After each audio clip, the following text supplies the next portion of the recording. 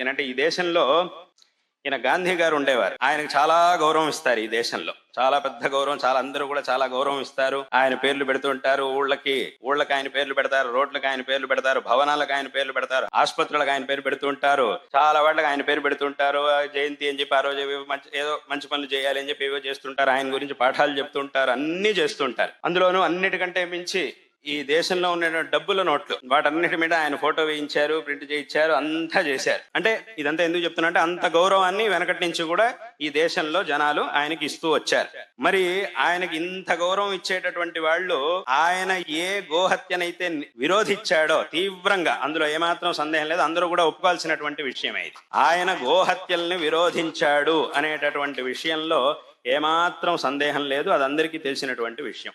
మరి ఇక్కడ ఆయనకు ఒకవైపు నుంచి అంత గౌరవం ఇవ్వాలి అని చెప్పి ఇంత గౌరవం ఇస్తున్నటువంటి వాళ్ళు ఆయన విరోధించినటువంటి ఆ గోహత్యల్ని మాత్రం ఎందుకు ఆపడం లేదు? దాన్ని ఆపేటటువంటి మాట కూడా ఎవరు ఎందుకు ఆడట్లేదు? ఇన్నేళ్లైనా కూడా ఎందుకు అది ఆచరణలోకి రాలేదు అనేది నాకు చాలా కాలం నుంచి ఉన్నటువంటి ప్రశ్న.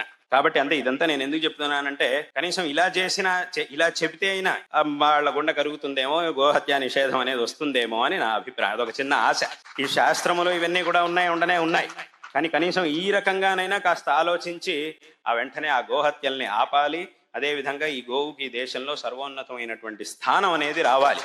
తప్పకుండా ఈ గోవుకి ఈ దేశంలో సర్వోన్నతమైనటువంటి స్థానం రావాలి. కఠినమైనటువంటి చట్టాలు రావాలి. దీని మీద ఒక కఠినమైనటువంటి చట్ట వ్యవస్థ అనేది రావాలి. ఈ గోహత్య నిషేధం కోసం దాన్ని చేసినటువంటి వాళ్ళు ఎవరైతే ఉన్నారో వాళ్ళు కఠినమైనటువంటి శిక్షలు పడాలి. అటువంటి చట్టం అనేది రావాలి.